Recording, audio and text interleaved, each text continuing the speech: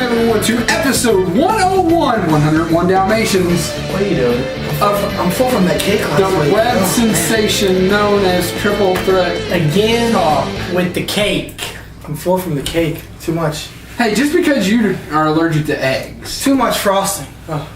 Anyways, we are Triple Threat Talk. You couldn't eat it, so... I am Gary, the Dr. Locker. This is Postmaster Jimmy Biggers, and down here is Bellyacher Big B, where the B stands for belly aching. That's what it stands for. That's right. And now we know. And knowing is half the battle. God, that's scary. I know. Anyway. One episode away from our huge, one episode removed from our huge episode 100. A lot of people liked what we did. They liked the skit. The skit got good feedback. I thought it was pretty funny. It did. It was pretty good. It was fun to do. It was fun to do. It was different. It was different. It was different. But, as always, swinging it over to Mr. Postmaster Jones with Viewer Questions. Anyways. From the Bucking Five, what do you think is the best comeback, either by a team or by a single player in sports history? Good question. I would think that it would have to be up there. The Red Sox comeback from... Well, they were like down 9 runs. No, what? Well, they were down 8 runs. I'm sorry. Last year? Yeah. Okay. Yeah.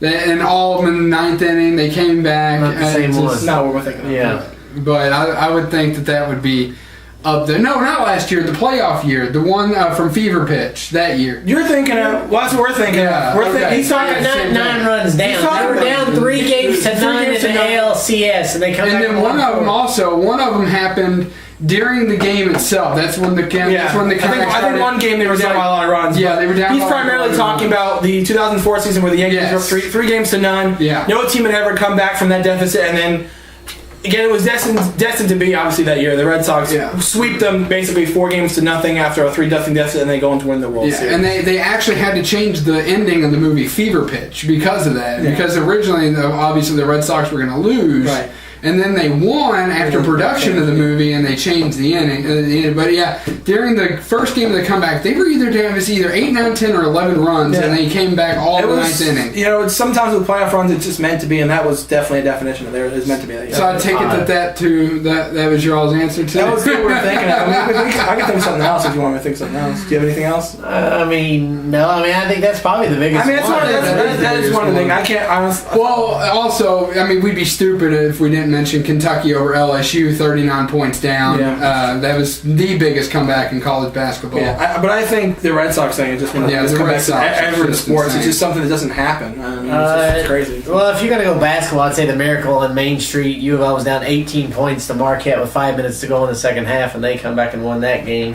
So that's another pretty good that one's up. That one's up there. Well, 18, down 18 with 5 minutes to go is kind of hard to come 39. back. Yeah, but you had a whole half and partial. And it wasn't 39, it was 31. But if you look at it, it is 31. It's 39, fella. It's 31. It's 31. It's 39, guys. It's 31, but it's neither here nor there. Anyway, so. Against all odds, 20 ask. Big B. What? A question for you. What are your thoughts on the Xbox reveal? And was it really as bad as people say it was? Yes. Where do I begin? Okay. I'll say this much. When Xbox was announcing the new console, I think it was the 21st of May, I was optimistic because I heard rumors they were going to get a Blu-ray drive on the console, so that would improve quality, not just for the game, but as a media device like the PS3 has. You know, you can watch Blu-rays on it. It's not just a gaming console. So I was optimistic about that point. And the conference happens, and obviously the graphics look amazing. Of course they're going to look amazing. It's a new generation console. They're obviously improving all the stuff, which I get that. And then they don't say these things during the conference because obviously they don't want people to leave or boo them, whatever. And then things just come out left and right about how bad that this is going to be. I mean, where can I begin? I mean, the first thing that I read about was it's not backwards compatible. So if you have an Xbox 360, you can no longer play Xbox 360 games. Another one that I heard is there's a used game fee. So, for example, if Jimmy buys an Xbox One and buys the new Call of Duty, he plays it, beats it, trades it back into GameStop, and I buy it and I have an Xbox One, I have to pay a fee to play that game, which is mind-boggling, to be honest with you. That's about half retarded. Yeah, It's insane, isn't it? yeah, That's stupid. And then tell them the part about the speakers too, or the headphones. The headphones. Oh yeah, if you have Xbox 360 headphones, they won't work on the Xbox One. That's insane. If it does come with the Kinect, as previously the other one did not come with the Kinect. This one does come with the new Kinect they're making. However, the Kinect has to be connected at all times for it to function, which I don't get that at all. And then people are kind of fearing about, because Xbox was hinting about that it needs to be connected all the time to the internet to work. That's somewhat true. It doesn't mean to be connected all the time, but you have to connect to the internet at least once a day. And not everyone has the luxury of having internet. Sometimes it's too expensive, they just can't afford it. So if Xbox is really alienating their customers, and GameStop, the uppers of GameStop are not too happy because, and again, this is, the used game thing they're probably going to fix. I would hope so. But the one thing that they are saying, and this is not changing, they're not changing it at all, is you have to mandatorily install the games to the hard drive. So once you buy the game, install the disc. That disc is obsolete anymore. You don't need it anymore. So it doesn't know. I don't know I don't know how much the fee is going to be for the used game fee. But I guarantee you, people will be like, I'm sure the fee's not like $60. I highly doubt it. But I'm sure people will pay, $10, $20. It's like, hey, you got that new game? Yeah, I installed it. Here, you can have it. Just have to pay $10. It's a problem because it's completely alienating. Xbox, Microsoft, and GameStop get along pretty well. So the fact that they're kind of doing this is kind of a head scratcher. Sony stock went up after that point that day. Xbox needs to get a kick in the backside because what they're doing does not make any sense in terms of going forward with trying to beat Sony at their own game, which right now it's not working. It's funny that you mentioned that because word for word, pretty much, is what a GameStop manager over down the Shelbyville Road was telling me when I went over there to get a gift card for a friend. Mm-hmm. Word for word is almost what you said. So that must be what GameStop's. Yeah, they're not happy. That must be their stance on it as a company, right. Because he said that it would be utterly ridiculous for someone to pay a used game fee, right. Pay like $5, and then pay like a $60 fee on top of that. He said you'd be paying more than you would for the actual game, right? So new, yeah. So and then and here's the thing: I work at GameStop right now. I'm not going to lie to people. I'm not going to lie to them. If they ask me, what do you think the Xbox, I'm going to tell them what I've heard. And it's not like I'm lying. I am telling you what's out there. And I'm sorry. I mean, I know people are excited for the new Xbox, and that's fine. But you need to know what's going on before you buy these things. Because, let's face it, if you have a 360, those games, you can't use them anymore. You got to pay more for it. It doesn't make any sense what they're trying to do. They're probably going to change everything when E3 rolls around in a couple weeks. If they don't, they're going to look really bad come holiday. They need to change. They need to change a lot. Yeah. Also from Against All Odds 20, what are your predictions for the matches that we will see at Payback? Well, let's see. 2 matches have already been confirmed. You have John Cena versus Ryback, 3 Stages of Hell. Which is actually good. I like that. Did it change from the ambulance match? It never really was an ambulance match. Cena never accepted it. Cena never really accepted it. He said, I'm the champ, I make the rules. So it's 3 Stages of Hell. And the third stage is an ambulance match. So let's face it. It's the third stage. Well, as I said, the third stage. It's a tables match. No. Lumberjack match, tables match, and ambulance. And let's all be honest here. Who's kidding? Wow. Don't kid yourselves out there, people. It's going to go to the third stage, obviously. I mean, most of them do. I think Cena will win the lumberjack match. Ryback will probably win the tables match, and Cena will win the ambulance match. And then the other match that was confirmed was, I guess he hasn't accepted it yet, but it's probably definite as Jericho versus CM Punk. So. With the caveat that CM Punk is going face. Right. And then there's another one that's. It's floating out there. It looks like it's going to happen. They're pushing this one as well because they've been having a lot of conversations the past couple weeks. Looks like it's going to be Wade Barrett defending the Intercontinental title against The Miz and Fandango in a triple threat match. Yeah, so yes. Yeah. From the Jeffrey Caster. Did you hear about Dixie Carter being open to a TNA versus WWE crossover? And if so, what did you think about it? I did hear about that. I had heard about it myself. Pepsi Max apparently heard about it too. I think it's great. Again, but from a wrestling fan and a business perspective, I think this is more of TNA trying to get more attention because, let's face it, we were talking about when the show started, TNA was at its peak in 2007, 2008 when WWE was kind of on the downslide. Yes. That's when TNA was epic. And now TNA is kind of, and WWE is a little bit better than me. So I mean, right? I mean, WrestleMania time. And extra, they're, I mean, right now they're still at their good point, and they're going to start taking a dip a little bit. But after SummerSlam, probably. To be honest, WWE's bad time is usually better than TNA's good stuff. So, again, this is a cry. I mean, again, wrestling fans obviously want to see a crossover. That's what made the Monday Night War so entertaining. It was WCW versus WWE every single night.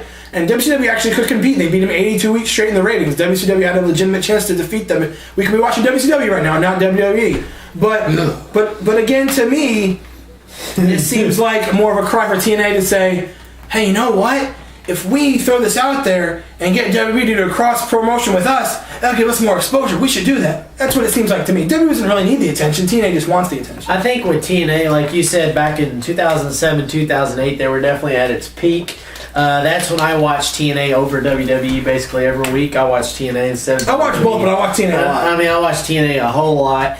And I think a lot of why TNA was good at the time is they weren't flooded with past WWE stars. They had past stars. They had a few. They didn't use them a lot. But they didn't use them. I think like Jeff Jarrett was the one that I remember. They had Jeff Jarrett, Christian, and Kurt Angle. That was it. Now it's just all, that's the whole...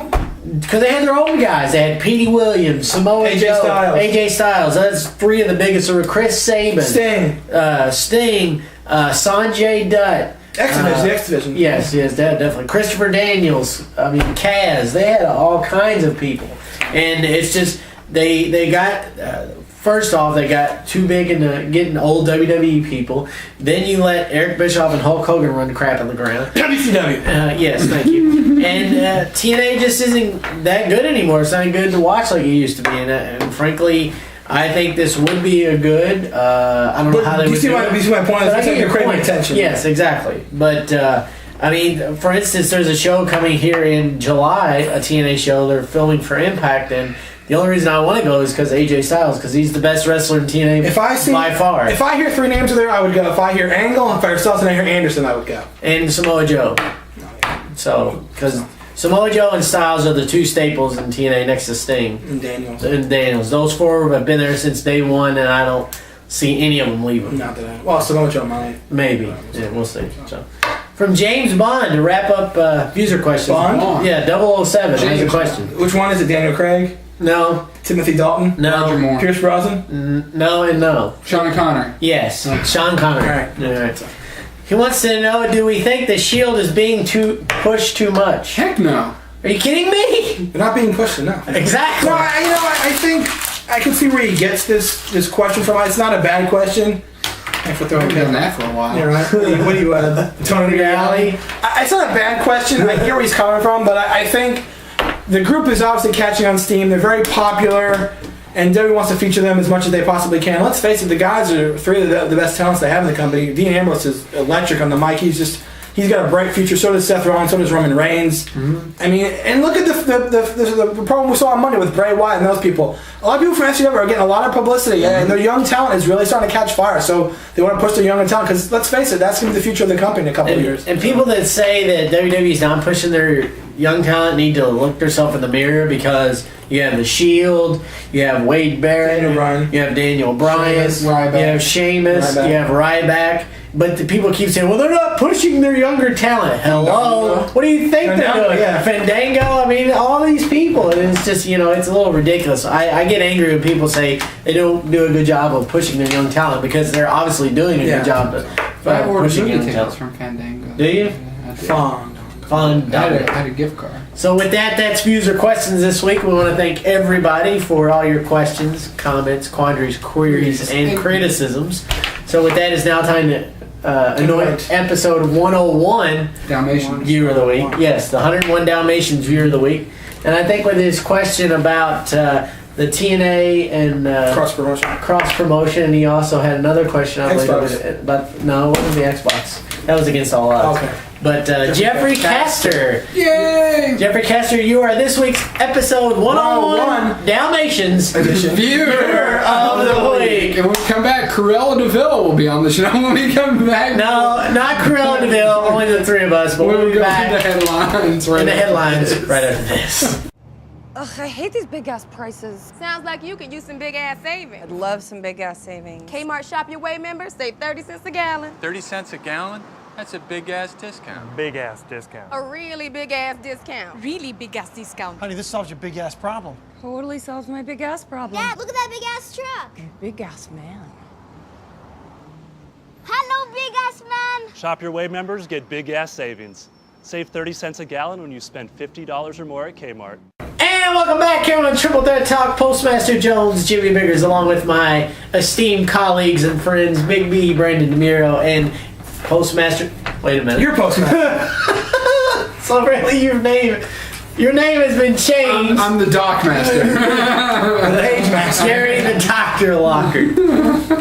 So Big B, Yes. would you please roll the funky music? By the way, I want to commend you on the live version last week. I thought about doing it, and then when you mentioned it, I was like, you know what, let me just leave it. Yeah, that was pretty good. So a live version last week, a little different. But let's get back to the same old routine. Let's get back to the same old routine. That's what she said anyway. Yeah. Doctor, give me the news. I got the bad case of the headline blues. Get those quads.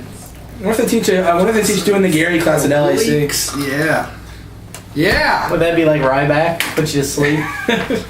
So we've heard of poor life judgments, right? You know, Yes, I've heard Big that. B's made them frequently. Starting the show is one of them. Notre Dame QB Everett Golson banned due to So you leave poor with that. Wow. academic The biggest story of the week, and you leave with that. judgment. Wow. Oh no, we're gonna have to save time for that one. Yeah, I mean no, that's not the biggest story of the week. It's one of the biggest. It's one of the biggest, not the biggest though. Okay. But I did want to talk with you guys a little bit about this though. What?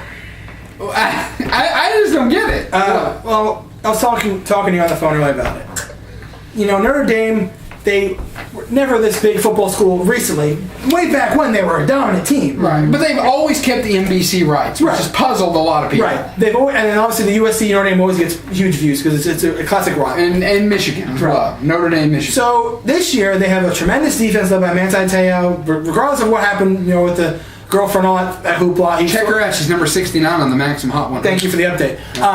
They were still a phenomenal defense led by him, regardless of that story. They are the Cinderella story, if you will. They're the underdog. They're the Rocky Balboa to the Ivan Drago of Alabama. The Rudy. Exactly. Rudy was on Notre Dame. Thank you. I know. Anyway, so You're welcome. So they're the underdog team, and Tommy Rees did play a couple of games, like you said, but Everett Golson was the leader of that team. He was the quarterback. Right. They get to the game in Alabama. Everyone knows Alabama just shellacked them that night. They stomped them. It was embarrassing. It was bad. The Fighting Irish got stepped on. So now you think, before this comes out about Everett Golson, you think about Notre Dame next year. They lost Manti Te'o. They still have a good defense coming back. Everett Golson's going to have another year under his belt. They still might be able to make they're not going to go to the national championship, and that's not going to happen. But they might still be able to make a BCS bowl. Now, Everett Golson is banned from Notre Dame due to this poor academic judgment quoted by him. And this is the story. This is a story that I was following, and it seems like with what happened, we're not going to know exactly what that poor academic judgment is. Right. I could guess he cheated on a test. He plagiarized something. I don't know what it is, but whatever he did, he got banned from the school for it. And he's not eligible, I think, to return to another college until the winter of 2014. So, again, I don't know what he did. Well, I think I'm pretty sure we're never probably going to not find going to out. know, and I think a lot of that has to do because it's Notre Dame. Yeah. That's another Well, reason. I think that's another reason why he got kicked out too. Because they're very prestigious I think school. if this was any other university, not any other, but some of the other universities, the football program would have went to the university and tried to work out a deal, Or suspended him, or they would have done something to work out a deal and kind of thrown to the rug. swept it under the rug and Like handled what you it. did. Yeah, and handled it, with the higher ups accordingly to the university where nobody found out about it. But with it being Notre They're a very Dame prestigious and school. being a very prestigious school, being a private school, being a Catholic school, they don't take stuff like this lightly. I mean, you're right. I don't think we'll find out. We might eventually. We don't have to find out. I'm trying to just come up with an answer or someone that would release this information. Well, it's not really our right to Of course know. not. Yeah, it's private information. It's like you said, because due to the federal act and the privacy laws, they can't reveal what happened, which I totally respect and I totally understand.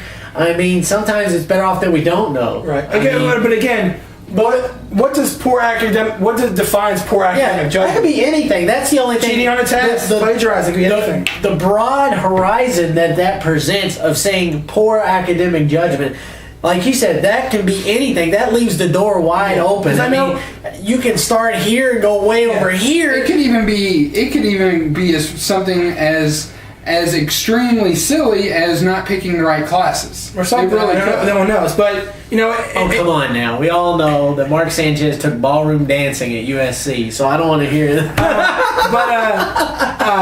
That's what kind of thought. No.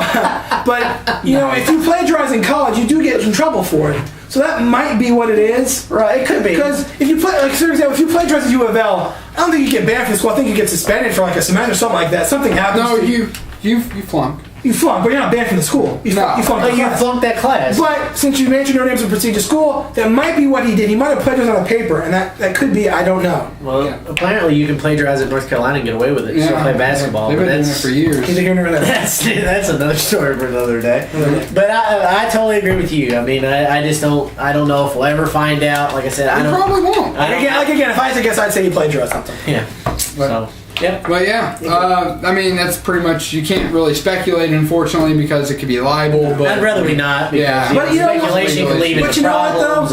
The time and the age and the technology that's around us, it'll probably come out somehow. Someone come out eventually. Someone will release it, or he might even come out with it himself. Maybe. Another time, perhaps. Coach K reneges on his promise to retire from the United States Olympic basketball team. He says, I'll resign another time. I think I'm going to give it another go. Another goal. I have one answer for that. What's that? He wants to coach LeBron James again, and who can't blame him? I can't. Maybe he can teach him how to flop. He already does a good job. He already pretty much does a pretty good job of that. New York Mets defeat the Yankees 2-1 and make history, become the first time Mariano Rivera in 700 career save opportunities that he does not retire a batter. That's pretty awesome stuff impressive. there. It's pretty impressive. Big B being a Mets fan was quite thrilled about this stat, and I don't blame him because with the storied Hall of Fame career of Mariano Rivera, to after that many save opportunities, to have this where he doesn't even record one out on the stat sheet is absolutely amazing. And it's stunning. It's very eerie that this is his final season, and in this final season that happens. And to be honest, probably their second biggest rival besides the Red Sox, I would think. Yeah, could be. The Subway Series. The NHL Finals sees Pitt advance over Ottawa in a series that was 4-1. That was basically a swamping. Penguins move on. Yeah, Penguins move on. Wait for the Red Wings and Blackhawks. Boston beats they play the Bruins. Boston beats the Rangers in the series 4-1. Yep. The Kings best the Sharks in a 7-game series 4-3, and the Blockheads. The Blackhawks. The Chicago Blockheads. The Detroit Spokes. The Blackhawks are going to go to Game 7 against Detroit. Probably in progress right now. So when the show ends, we'll know who the final member of the NHL semifinals will be. Will it be the Red Wings or the Blackhawks? Take us through some tennis, Big B. Wow. Normally on the show I go through, a couple of matches and preview a couple rounds ahead. I can't do that this time. Parlez-vous français? Yes. I don't know how to speak English. French. Speak English. He doesn't speak English. Apparently. But no, normally I go through all Bonjour, ça va? Bonjour. It's the French Open. I'm just trying to be. Anyway, like I said, I usually go through a couple of scores. This time there's so much content, so much happened. The story that you have to love right now is Gael Monfils, who's from France. It's typical. I think he just makes these names up. I don't. Could you spell that, please? Monfils. Thank you. Anyway, could you use that in the sentence? Gael Monfils is a tennis player. Go away. Can you give me the language of origin? French. Anyway, he's probably the hot topic right now. He had a career high ranking of 7. He played Federer in the semifinals about 5 years ago. Had some injuries. He's on his way back. Knocks out the 5th seed Burdick in 5 sets. The crowd's obviously emotional for it. They want to see. The Frenchman has won the French Open since 1983. Yannick Noah, dad of Joakim Noah. Really? Yeah, really. I didn't know that. So his dad's a tennis player. He was. Right. Yeah. Did you know that? Yeah, we learn something new every day. Interesting fact here on Triple Threat There you Talk. go. So, and he actually won today. Gael Monfils beat Ernest Gulbis from Latvia enforced it. So, Monfils is a hot story. Everyone's pretty much. Nadal had a bit of a scare in the first round. He fought German Daniel Brands. Brands had him kind of strangled on him for the first 2 sets, but Nadal got his act together. They would have come through with that. Djokovic had a tough first round, but not surprised. He faced David Kofan, who had a pretty surprising run last year. Made it to the 4th round. Played Federer. Gave Federer a run for his money last year too. But it's the French Open is one of the more exciting tournaments because Australian Open, Wimbledon, and U.S. Open, you kind of expect the favorites to get there. Right. French Open's a lot of surprises. Last year, Sarah Irani became in the finals. Francesca Schiavone won a couple years ago. It's a surprise for that you don't see people coming through, and it's a really surprise tournament to have. Serena Williams is moving through nicely. The only upsets that I know of on the women's side, the 10th seed, Caroline Wozniacki, who was number 1 about 18 months ago, she's out. And the biggest upset of the event obviously is Monfils beating Burdick. The American players actually doing pretty well. Sam Curry's in the 3rd round. John Isner's in the 3rd round.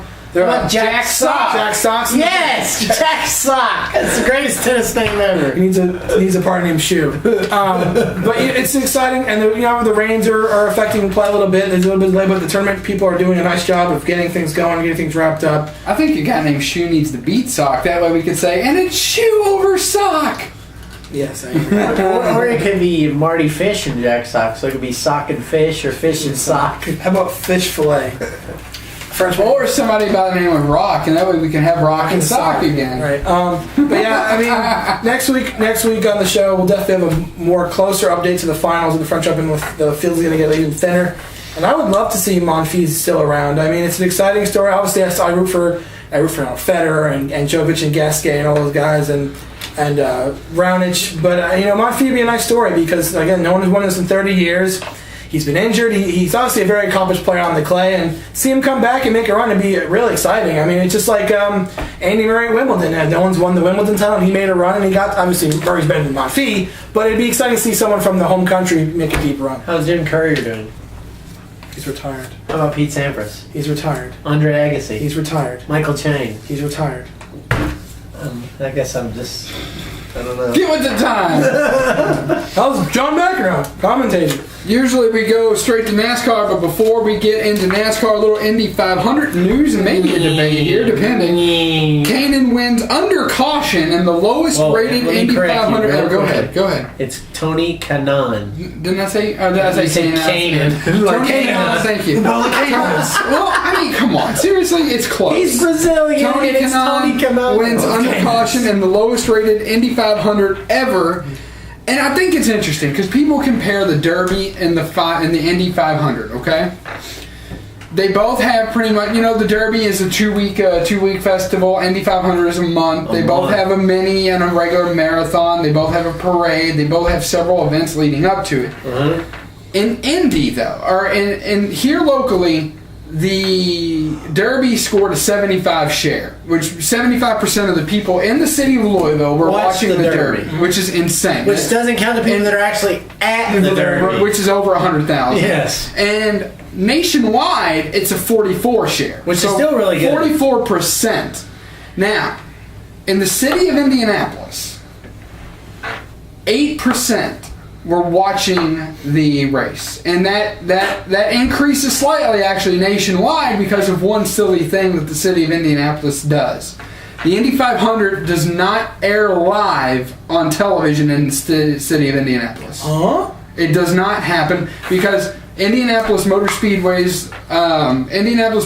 stance is, well, we don't want people to not buy a ticket. We want them to be there. Well, guess what? You lose your entire city on a virtual blackout in that situation. So nationwide, I think it was like 12 share, which is 12%. So people always compare the Derby to the Indy 500.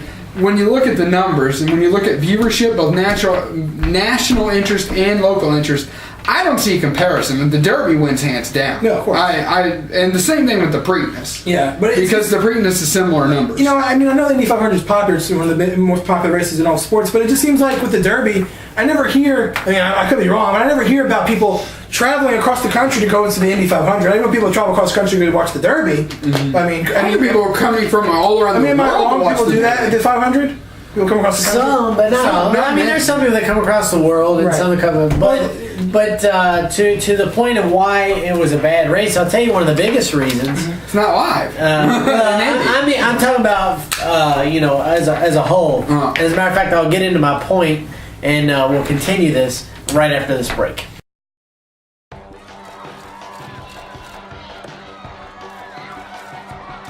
No one expected me to be here. No one expected me to be a starter, to hit game-winning shots, or even play in this league. Well, I'm not here to live up to anyone else's expectations. I'm here to live up to mine.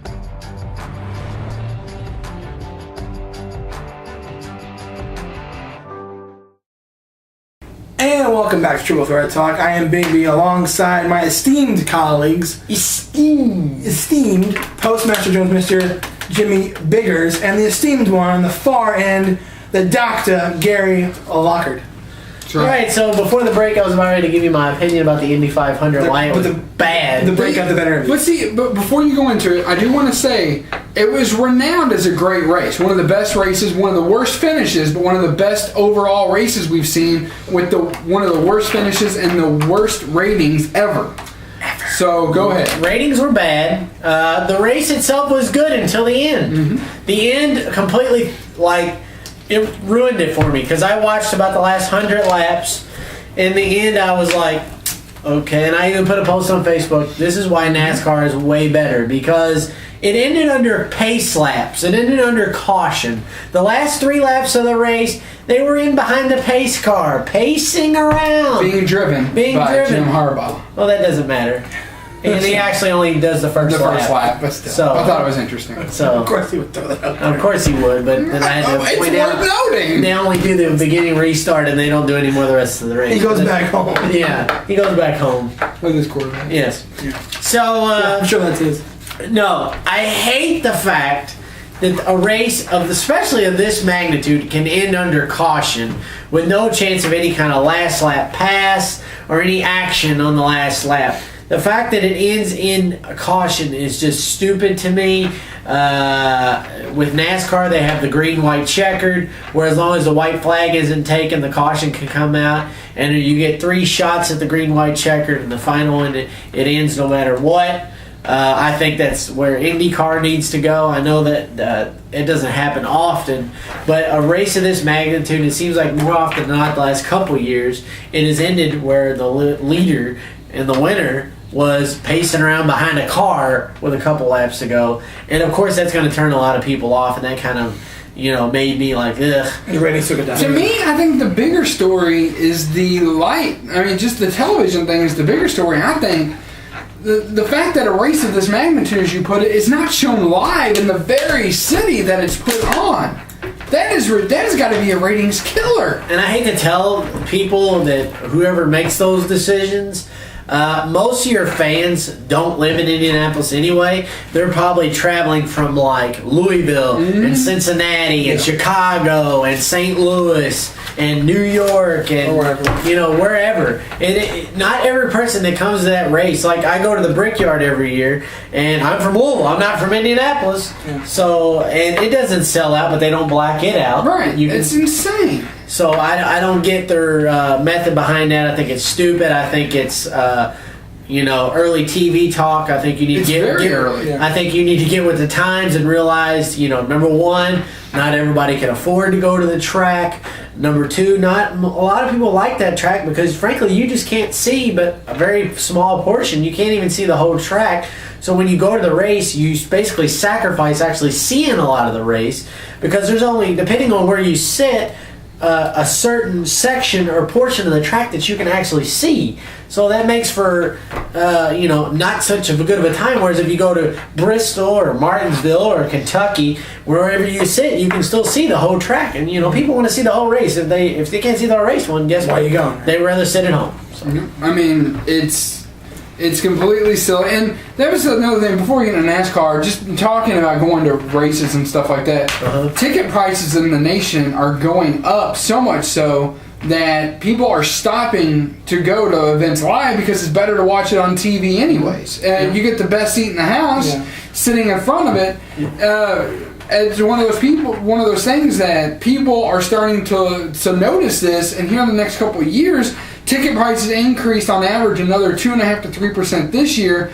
But after that, they're talking about now they're going to start dropping them because the average person can't afford to go to a game. And plus, these surcharges are getting out of Ticketmaster, did I mention I hate you?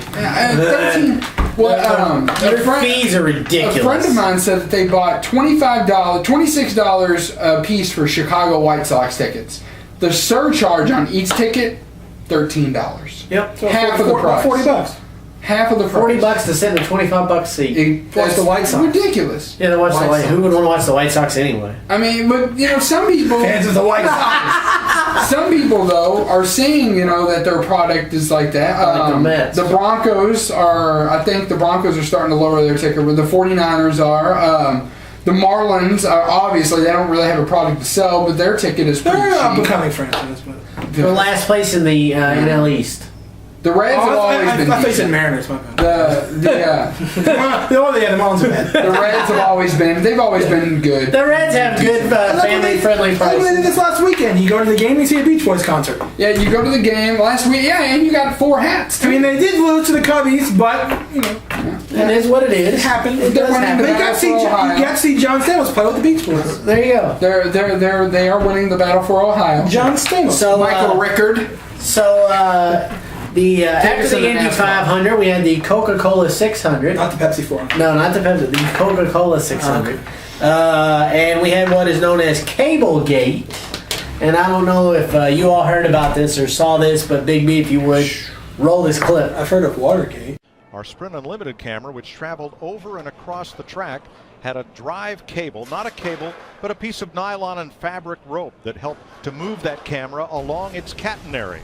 Now, here it is, overhanging the track at turn 4.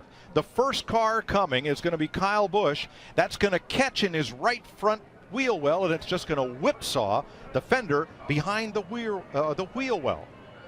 Now, where is it going to go? Watch Mark Martin right here. He's going to come along, pick up that cable. It's going to do a little damage to the left rear of his car. There it is in the air.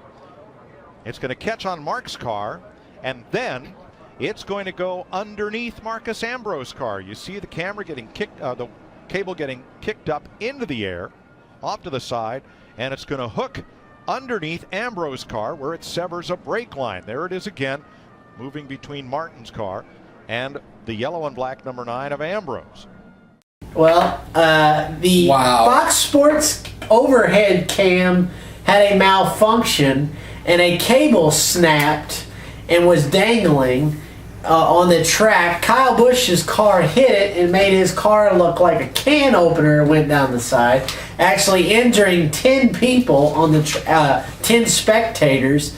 7 were treated and released on scene. 3 were transported to local hospitals. I'm not sure their condition, but I don't think any of the injuries were seriously life-threatening. But the fact that Fox Sports 1 is going to be in a lot of trouble for this, because number one, It took a driver out of the race. Yeah. Well, no, it didn't take a driver. It did not. What are they? I don't this is what they did. What are they doing for Kyle? Well, this is what they did. Because of what happened, in the majority, it happened to Kyle. Probably got the worst damage next to Marcus Ambrose, who had a piece of the cable wrap up in the brake line and ripped the brake line off, and they had to.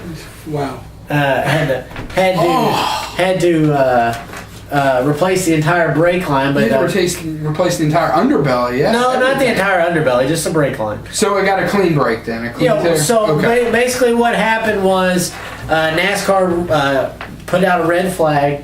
They took a 15-minute break. It was like, time out! Time out, NASCAR! And they allowed all the teams to fix their cars, and they were allowed to keep the spot they were at on the track. So Kyle Busch was winning at the time. Fantastic. So he got to keep his spot in first place, which I commend NASCAR. That was absolutely awesome that they did that. So we resumed racing after Cablegate. We have a caution. Kyle Busch and Dale Jr. blow a motor on the same lap. Now, talk about a coincidence there. Kyle Busch dominated a lot early. but he did blow a motor, and Dale Jr. also blew a motor on the same lap. Later on in the night, there was a wreck involving Jimmy Johnson and Matt Kenseth, so that took out two of the big contenders. And when everything was finally said and done, it was the closer, Mr. Kevin Harvick.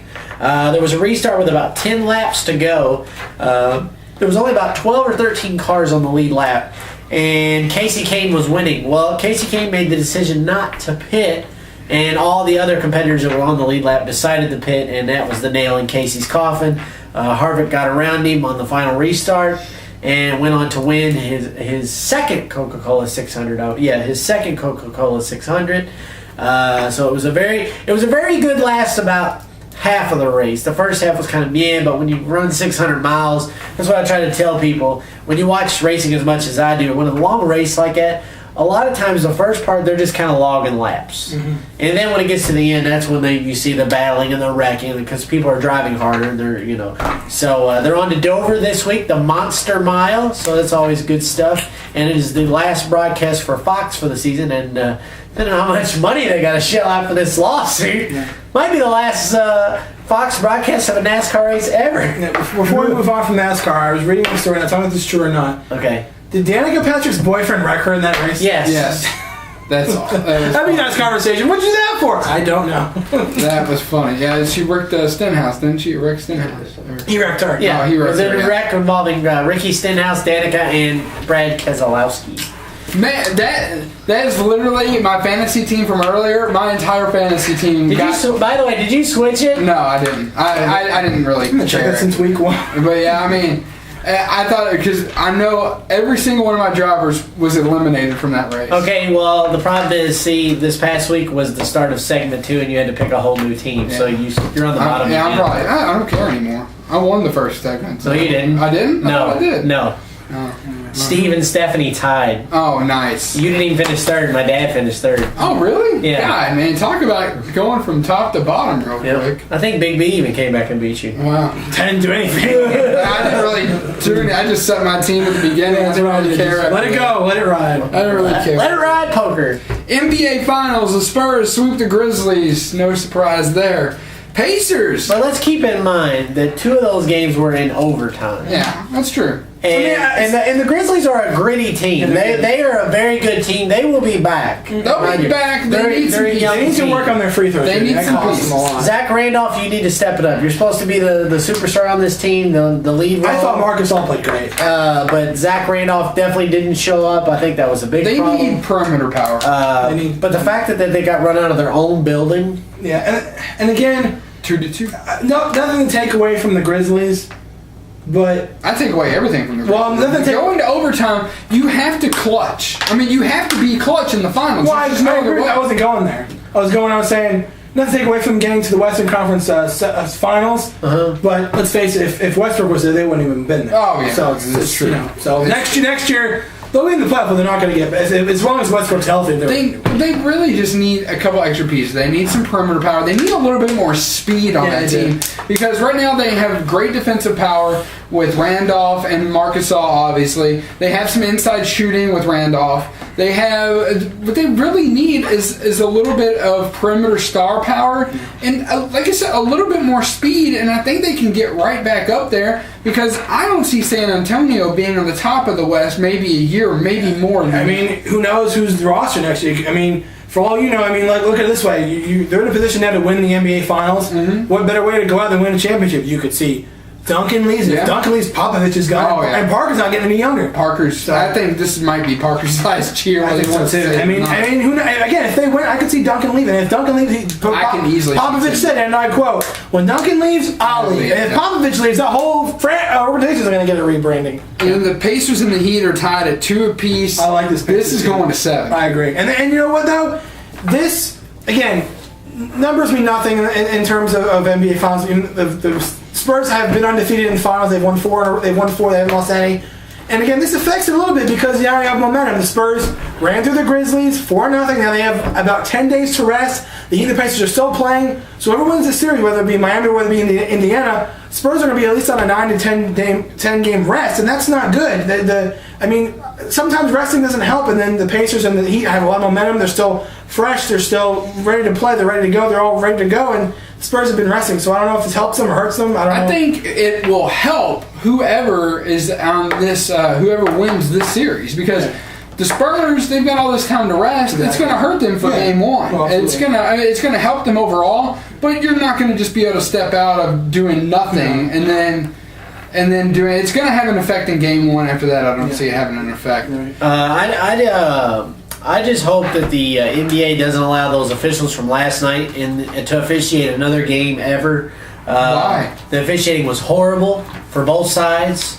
When you have 50-plus fouls called in a game that's only 48 minutes, it's absolutely ridiculous. There were some calls in there. There was missed calls that were right and left that were bad, especially that one late when the ball clearly went out on Miami, and they said, because it looked like the Miami guy didn't touch it when he did they called it out on Indiana, and then the very next play, it was like, okay, we got to hurry up and call something, so they called that foul on LeBron James. That he eventually fouled him out. I just think the officiating in that game wasn't that good. I'm not saying it helped the Pacers at all. That's not what I'm saying. The officiating was bad. I think they finally decided to start calling traveling. I'm not even talking about that. I'm just talking about the fouls in general. I got you. And the fouls in general. And to your point about the Spurs, I think the Spurs are going to win the NBA playoffs this year. I think that they got the momentum. This could be Duncan's last year. This could be Parker's last year, and I think they got the thing to do it all. So we'll be right back after this commercial break. Get in. Coca-Cola Racing Family Road Trip. 99 bottles of Coke on the wall. 99 bottles of Coke. You got a left, then another left, and make a left after that one. Yeah! Whoa, taught her everything she knows. Are we there yet? And welcome back here on Triple Threat Talk. Postmaster Jones, Jimmy Biggers, along with my esteemed co-host Gary the Dr. Lockard and Big B Brandon DeMiro. I wanted to say that I don't think the Spurs. Maybe the Spurs would win. I would think the winner is going to be out of the Pacers and Heat game. I think either way, the Pacers are on pace, no pun intended, to do pretty well. I think either way, the NBA itself does not want the Spurs or the Pacers in the finals. And last night, I think it was a game to prove that. I don't think the officiating was bad. I think last night was meant to maybe try to put some of the conspiracies to rest because they were flying all over the place. Now that the Spurs are in the finals, that the NBA was going to fix the games so that Miami would waltz into the finals because the NBA does not want to see a ratings-wise Spurs-Pacers game. That would be horrible for them. I think that's what last night was maybe all about, some of that stuff. I agree about last night's officiating to an extent. I don't think it was horrible. I don't think it was too awful bad regardless. But I think they did take it an extra step after all those conspiracy theories started flaring up. I do agree with that. But I was just shocked that they started calling traveling last night. I was like, whoa, usually it's not called in the NBA. Yeah, that's another thing. You don't call it all year and you call it last night. If you're not going to call it all year, then don't call it last night. I was like, wow. I mean, when you see this, I thought maybe a referee was having a stroke or something. I was like, what's he doing? What's going on? I was like, surely they're not calling traveling. And turns out they were. Number 6, Miami. 5 yards, first down. Wow. But I think what are we doing here? I think ratings-wise, Spurs Heat would be a lot better ratings-wise. Well, yeah, obviously. So a little NFL news here. OTAs took their tolls on a lot of teams this past week. One of the bigger ones being, of course, from San Francisco, Crabtree out now with the torn ACL. It was season-ending at first. Since he got the surgery, the doctor is now expecting him to be back by as soon as week 14. So most of the season there, but he's still got a good shot to wrap up the season for the playoffs. Gronkowski to have back surgery for an issue unrelated to his slipped disc from last year. You never know. Arian Foster has a strained right calf and is expected to miss the rest of the team's mini camp. That's okay. So that's pretty crazy. I know one of our tight ends, Anthony McCoy, we had last year. He had an injury that he got waived, and people were kind of down about it. Again, I like McCoy; he was a good player, but we have Zach Miller, who's a great tight end, and I'm hearing a lot of great stuff from this kid that they drafted out of the draft from, I believe he went to Rice. He's playing phenomenal. I think they're happy with him, so I think, and again, McCoy was a good guy, but I think they could expensive because they have 2 good tight ends now. So the NFL on odds to win the Super Bowl stand as the 49ers 6-1, the Broncos second at 13-2, and the Seahawks 17-2. Just as a quick mention, I thought it'd be fun to let people know the last place odds belong to the Jacksonville Jags at 75-1. 75-1 doesn't sound like a last place to me. It sounds like the Carolina Panthers. Like I've seen the odds out there for Jags, so they're like 200-1, which sounds about right. Yeah. 75-1 sounds like the Panthers to me, honestly. 75-1. But, I don't know what it is about Jacksonville that just screams pathetic, but they just are. They have Blaine Gabbert. They have Chad Henne. They had a chance to draft any quarterback they wanted, and they took Denard Robinson, who played quarterback in college, but he also played running back and wide receiver. And I don't know what they're going to use him as. I would think they should use him as a quarterback, but they're not going to do that. And they don't want to use Tim Tebow, which would sell the stadium. Which, be honest, there was talk last year they were going to move Jacksonville to California to make a new team, and they were going to move Los Angeles Jaguars. Well, they have a new name, obviously, but they were going to move them. And I mean, I lived in Jacksonville for 5 years. I went to 2 games. They never sold out. It was not that crowded. I went to 2 games. I went to a Titans game and a Seahawks game. They lost both of them. So. On the flip side, the NCAA football championship, Alabama's the favorite at 3-1. No surprise. Yeah, no surprise there. OSU, Oklahoma State 13-2, Oregon 7-1, and locally U of L is 22-1 to win the championship.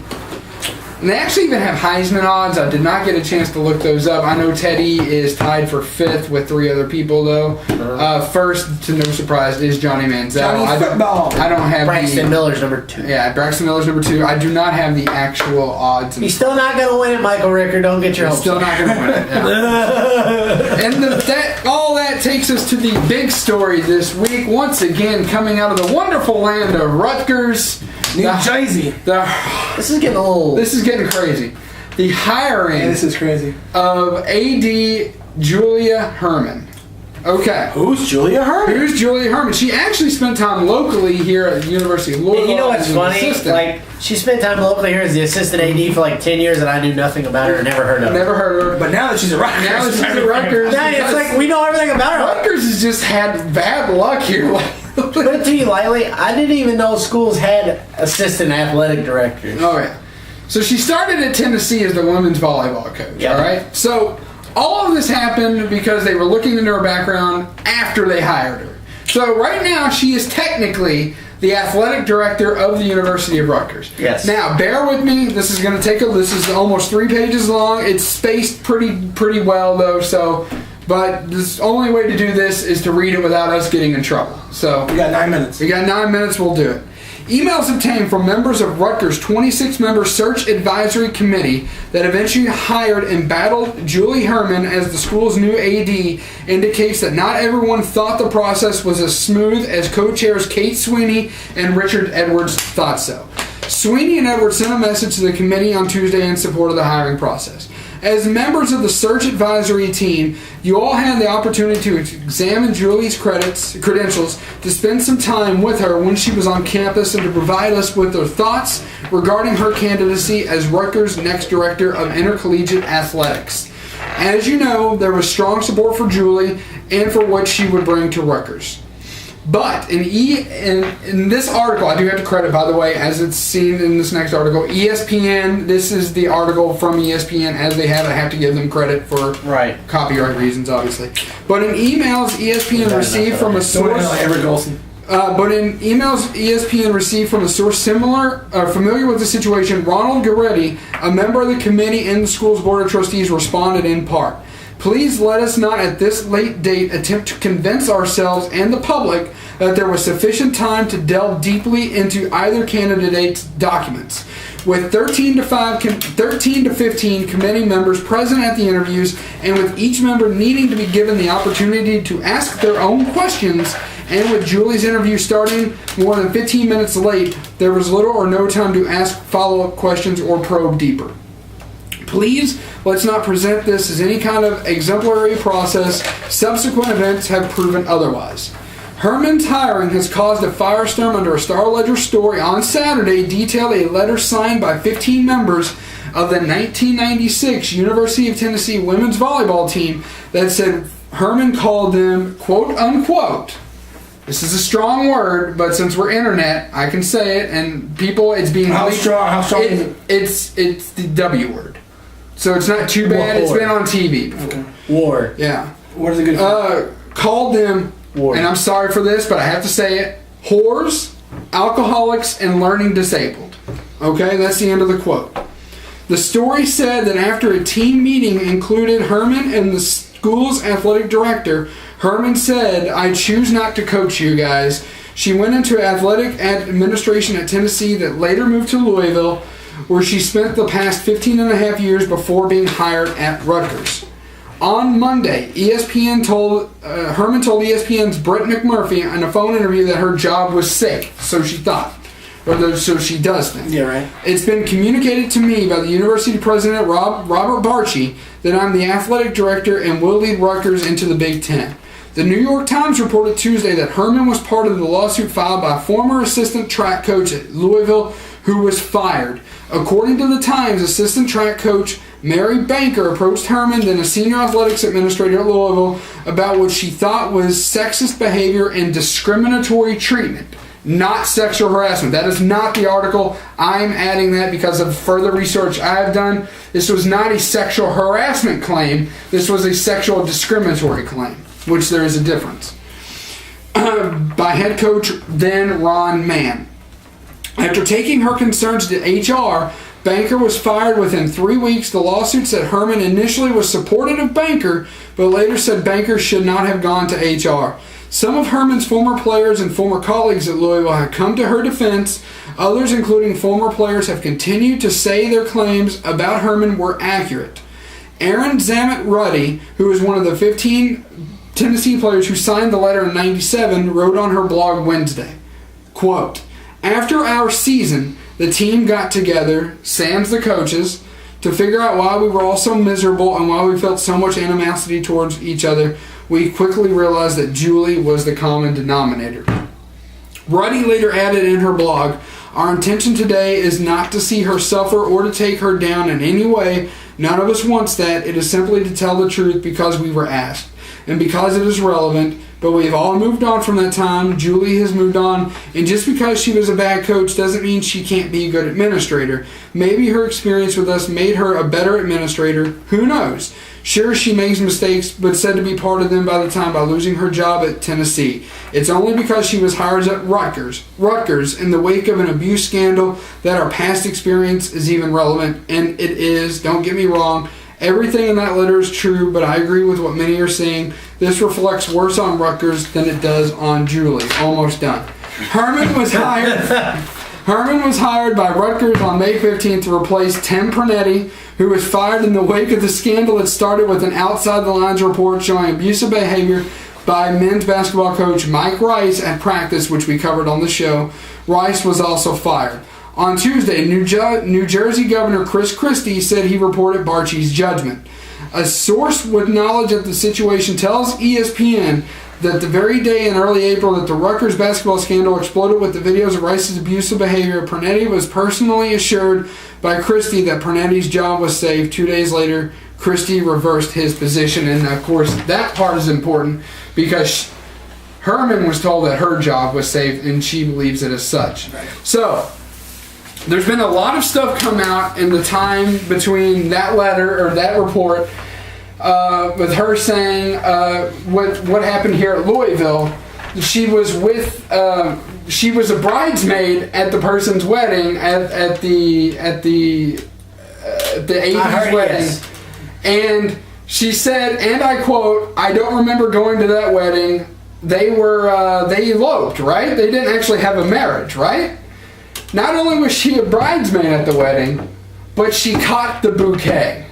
And there is video of this. So not only does she say that she does not remember the wedding, but there is video documentation of her at this wedding, being a bridesmaid, catching a bouquet, one that she said she did not go to, and that she thought that they eloped. So her credibility being brought into question, not destroyed, but brought into question by the video of this event and other events, but that one being one of the key pieces. What is your all's take on this? Does Julie Herman have a job at the end of this week?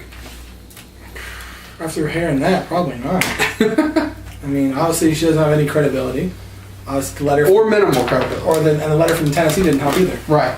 So, I mean, and Rutgers is cautious as it is. So, I mean, I'd be surprised if she did, to be honest. I mean, I think people are always out to get everybody else. And that's where a lot of this comes from. I mean, the thing she did at Tennessee, she didn't abuse them physically. Okay, she said a couple curse words to them, said some things that she shouldn't have said. But I guarantee you that if you go to any practice at any college, if you walk on a football field, they say 4-letter words constantly to players. Mm-hmm. People say this stuff all the time. It's like, you know, people need to grow up. We live in too much of a sensitive age. People take things too seriously. They take things to the extreme. So for that, will she lose her job? Yes, probably. Only for that reason, because people are just too damn sensitive. And they think, oh, we can't say that, or you can't do that, or you can't do this, because it's going to offend somebody. And sometimes that is just plain annoying. And there is a couple more things to this story, but I think it all comes down to how they deem her being the target of the sexual discrimination lawsuit. And we'll get into that a little bit more after the break on Triple Threat Talk. I'll be right back. Hi. Listen, I think you could do better. Oh, no, he's a nice guy. No, I'm talking about the yogurt. See, Dan & Oikos is so rich and thick and smooth. So smooth. In a national taste test, Dan & Oikos fat-free strawberry flavor beat Chobani 2-1. Mmm. Stamos? Look, babe, I'm doing better. She means the yogurt. Try it, babe. Try it for yourself. Dan & Oikos Greek non-fat yogurt. And welcome back to Triple Threat Talk. I am Gary the Dr. Lockard. Next to my other esteemed co-host, Big B, Brandon DeMiro, and Postmaster, Jimmy Biggest. Whatever. Anyways, so I guess it all comes down to this Julie Herman thing, to how they view what's going on with the sexual discrimination, discrimination lawsuit. Mm-hmm. Because what has happened is the court did find the AD at the time to be guilty. However, it has now been appealed and overturned and is now going to the state. And this is happening here in Kentucky. So that's why this is big news here. Is because the case is still pending, but as of right now, it is technically a dead case, as Governor Chris Christie in New Jersey pointed out when he was defending Julie Herman earlier in the week. I think if anything does her in, it will be this, because it will be, what was her role? There are many people saying that she might have been the target, and she might have been a witness. I think it comes down to the facts of the case, which right now are dead facts because it is being overturned and debated upon. This is one thing where I wish Kendra was here because she would know a lot more about this process. Mm-hmm. But it's one of those things right now where, as of right now, it is a dead case and Julie Herman is, quote-unquote, scot-free for now. But the state of Kentucky still has to look at this accusation because it was overruled and people believe it should not have been overruled. So I think it really, what Rutgers does, if they want to just clear their hands entirely and start fresh as a university, I think they have to get rid of Julie Herman, unfortunately. I don't agree with the fact that, I agree with you completely, what you said, because I've said it several times too. Mm-hmm. You cannot, we do live in too much of a sensitive time. We do. Yes. And it sounds like Julie Herman has the experience for sure, you know, being coach, being assistant AD, and now having a chance to be an AD. I really think, and a new face at Rutgers of all things. And I think that's exactly what Rutgers needs. But I guess it comes down to how sensitive you are to her place in the sexual discrimination lawsuit, whether she was the target or whether she was the witness. And whichever case it is, Rutgers has certainly found themselves once again in a firestorm, which I think the quote in that paper is actually absolutely right, that reflects a little bit poorer on Rutgers than it does on Julie Herman. Yeah. If Rutgers wants what this is, they want a clean slate. They don't want anyone with any issues and all this stuff surrounding her. It's diced. They don't want anyone with any problems. They want someone that's clean, and they want everything to be smooth with this because, like, let's face it, they've gone through some pretty bad times recently with what happened there recently, and then they don't want someone like this with a lot of iffy situations to come into their school and head their athletic department. So they want someone that's, a goody two shoes, if you will. They want someone just no baggage at all. You know what they need? What? They need a doctor. I need a doctor. I think the problem is that they did this after the fact she was hired. They should have been found before. They should have background check. It's called a background check, exactly. And it was there too. It's public record at Tennessee and Louisville. Yes. I mean, obviously, she's involved in a court case here in Kentucky. That is public record. So it's insane that this is just now coming up. I agree completely. It's insane. Yeah, it's kind of silly. And it is what it is. And it's also bad that every time you say her name, I think of the show The Munsters. The Munsters. Herman Munster. Yeah, I know. It's bad. It's pretty bad association. I know. Nice. But anyway. I like it. Yeah, oh well. Okay. So that's headlines this week. We're on, it's good stuff. A lot of stuff. Whether it be good and bad. A lot. But now we have a treat for you. No more cake. Snickers? No more cake. No more. You don't get no more cake. You gained 20 pounds last week. Whoa! Why do they mistreat me so? You're allowed to have all the cake you want. Of course, I've lost, man. I'm dropping like a balloon. That's right. You're falling worse than the stock market. I'm down The Great Depression. I'm down to 243. That's good. Anyway, so we have a treat for you. A new addition to the show. The newest member of Triple Threat Talk. We need to explain before. But I know. Okay. I know. I'm getting there. People are like, there's only 3 of you. What's going on? We grabbed Nancy Taylor's girlfriend. She's right here. She's right behind us wearing a bikini. It's also. I'm touching her right here. What do you think about being a new member of Triple Threat Talk? Look, I'm doing the Jim Carrey. It's okay. She's shy. It's okay. Yeah, she's a little transparent. So, but our newest member is not here on site. Or set. Or in the vicinity. Yes, not even in this vicinity. They may make a guest appearance on the show, but they will be our official Ohio Valley Wrestling video correspondent. They will give you a video recap of everything going on, all the news that is news with OVW, and this person may also catch an interview or two for us if we don't catch one for you. So with that, we'd like to welcome Mr. Brian Cannon to the Triple Threat Talk fold, our newest member here at Triple Threat Talk. And Big B, if you would, roll the clip and take it away. Hello, everybody. I am Brian Cannon from ovwmania.blogspot.com. I just wanted to wish the Doctor, Big B, and Postmaster Jones congratulations on 100 episodes, and hopefully many, many more to come. Now, I'm still waiting on that call to be a special guest, but I heard y'all were filming on Wednesdays, and I'm usually somewhere else at that time, doing some special reporting for OVW. Maybe we can figure something out in the future, though. But congratulations once again on 100 episodes, and I'll talk to you all soon. Hello, everyone, and welcome to the first ever edition of OVW Mania here on Triple Threat Talk. Now, you might have heard the guys before mention OVW Mania and the Brian Cannon. That is me. I am the Brian Cannon. That's where you can find me on Twitter. And, of course, my website is ovwmania.blogspot.com. There I have weekly reports of the TV tapings as well as the Saturday night specials. I do a weekly top 20 of I rank the superstars of OVW. I also have some other special reports, any breaking news there might be regarding OVW, previews of different shows.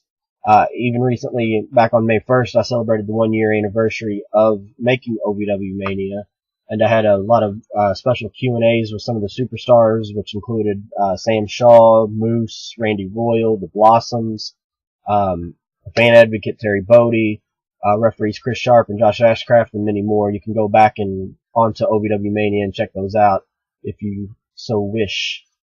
So this is going to be the first OVW report from me. And before I get into the most recent episode, I think it would only make sense to go back a week to make sure everyone's caught up on what happened. So I'm going to be talking about episode 717 first. This was the first TV episode after the May 11th Saturday night special. And Michael Hayes was wanting to have a little fun with the Coalition, kind of give them a taste of their own medicine. And he set them up in a series of matches. Gilly was set up against Rob Terry and got totally destroyed.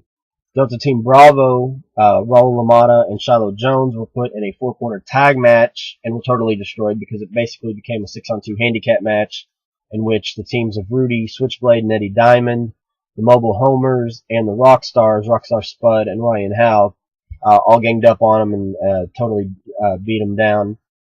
And then the final match that he set up was between Sam Shaw and Crimson, which Delta Team Bravo tried to come back out and interfere, and they were cut off by all 6 of those men from the previous match so that Sam Shaw could face Crimson fair and square one-on-one. And, of course, he picked up a victory over Crimson. But the Coalition still got the last laugh because Jason Wayne and Joe Coleman were at a meeting with the board of directors and talked them into firing Michael Hayes as the director of operations. Also on that episode, Jay Bradley was causing chaos. He decided he was going to name himself number 1 contender, and he decided to make a statement throughout the night as he kept calling out Jamin. First thing he did was Boomstick Paradise. Later in the night, he took out ring announcer and fan advocate Terry Bodie. And then he was trying to make a statement with Dean Hill later in the night, but luckily Jamin cut him off in the ring before he could hit or do anything to Dean Hill. So that was kind of the big things that happened on that episode, which leads us into the most recent episode, which was 718. It was filmed Wednesday, May 22nd, released online for viewing on OVW's website, ovwrestling.com, and of course Blip.tv on Thursday the 23rd, and then also on the new TV home of OVW, WBNA Ion 21, Saturday the 25th. Now, the first thing that happened in this episode, the Coalition came out first. They decided they were going to kind of make a mockery out of the State of the Union address. They were calling it the State of the OVW Union address to address Operation OVW Freedom. And they were doing a debriefing of what had happened last week. And we're taking questions from the press, their press was Joe Coleman, Gilly, and Delta Team Bravo at ringside. They got cut off, though, by Danny Davis, who made a beeline to the ring. Of course, the OVW owner himself. He told them to shut up.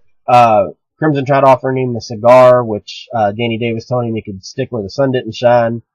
And then he let them know that although they might have gotten Michael Hayes fired, he just got off the phone with the the board of directors, and he said there would be no more director of operations, and since he's the owner of the company, he's back in charge himself. There will be no more director of operations, so he's back in charge. And he told him the first order of business was he was reinstating Michael Hayes as an active OVW wrestler.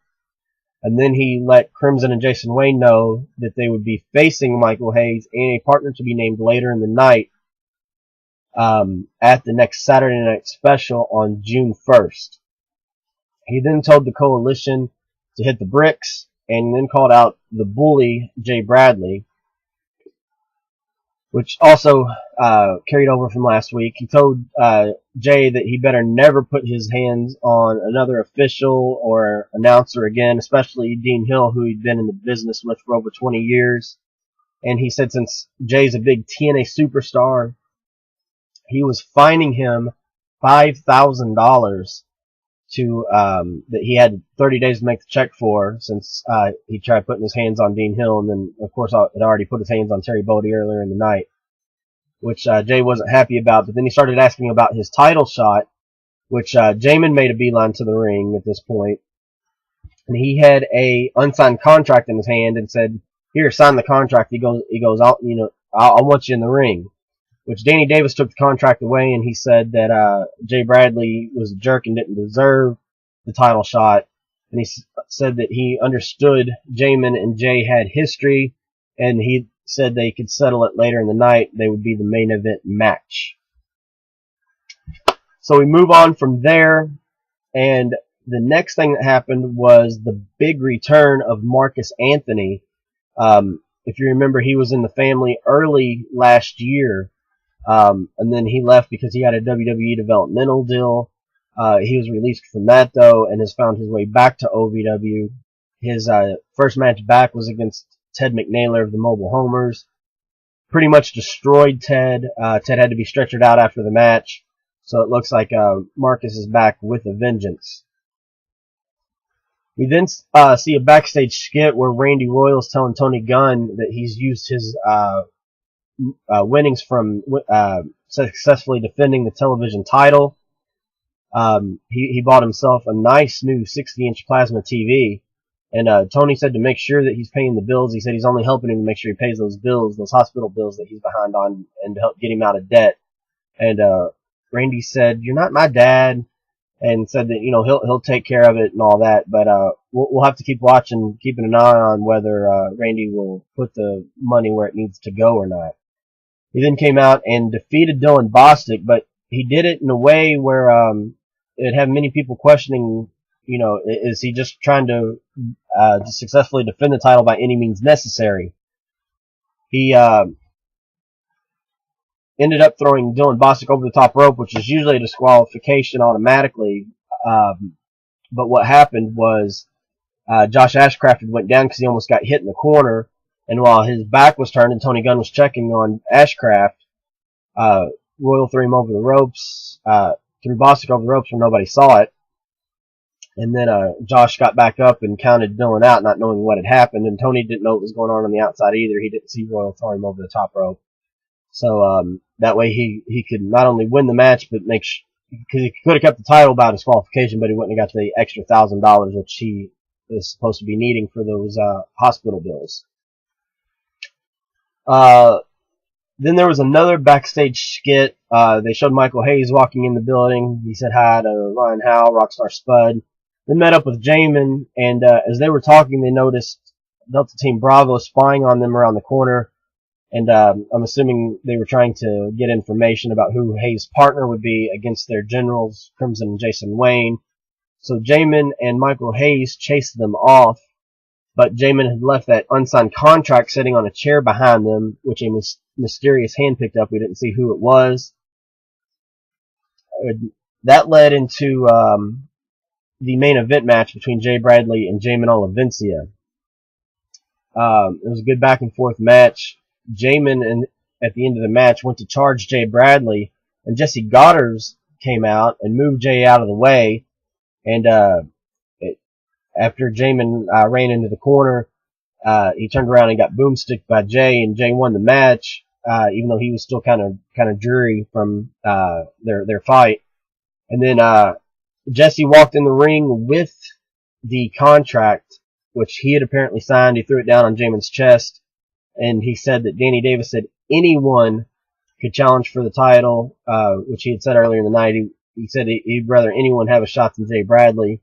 And he said not just anyone, though, but MRPEC with the dash TACULAR.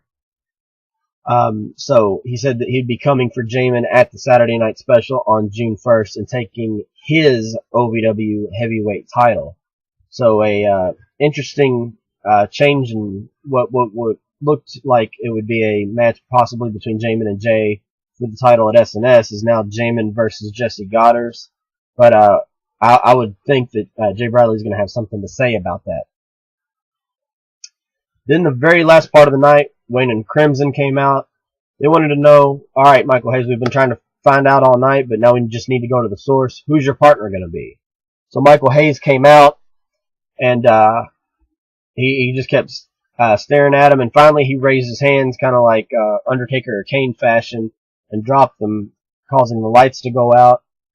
When they came back on, his partner was standing in the ring, and it was none other than his old rival, Muhammad Ali Baez. So Ali helped Michael Hayes clear him out of the ring, and they will be partners at SNS to try to wipe out the coalition. So we'll see how that works. One other thing to mention, it was a dark match, but also we saw the OVW debut of Lady Tapa. She was the latest female contestant to win Gut Check. She beat Hannah Blossom in a dark match. Hannah got a little offense in, but Lady Tapa looked pretty good, and I would say it's not going to be too long before she ends up in the OVW Women's title picture. But for the full report, plus other dark matches, you can go to ovwmania.blogspot.com. And I'm sorry for the first edition here being so long-winded, but from now on I won't have to backtrack or introduce myself again. So hopefully in the future it'll be a little bit shorter and I'll get to the main points quicker. But it was a big night last night at OVW. And before I go, I just want to say one more thing. I want to give a shout out to not only a friend of mine, but a friend of the Triple Threat Talk guys, Mike Rickard. We had a great time at this OVW event. It was his last night in town, which we hope to see him again here soon. But he left Ohio to go to a better place to work. He just wasn't having a good time here at his place of employment. So we miss you already, but we hope you're doing good, and we hope to see you again soon, Mike. And now back to you guys in the studio, Dr. Big B and Postmaster Jones, and I will see you all next week.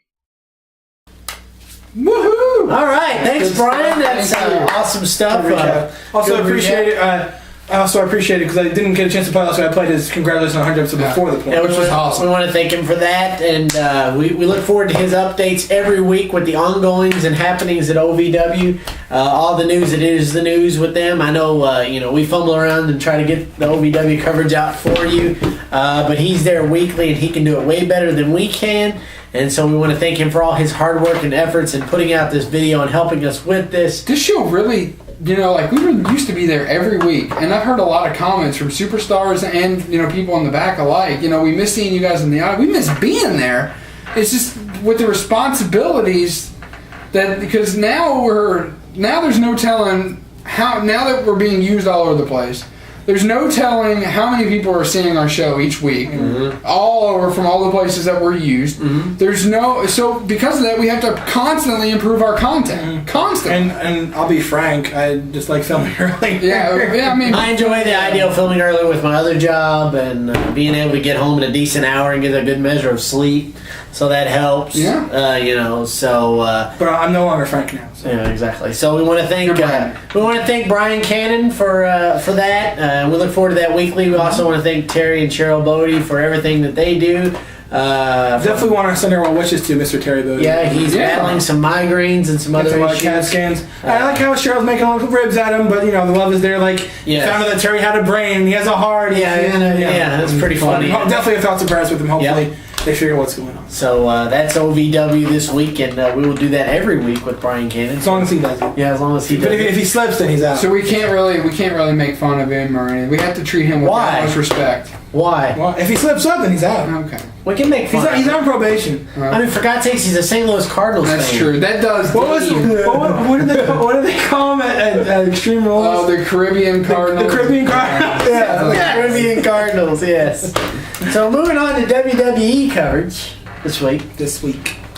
We had an update from Dolph Ziggler via his iPhone.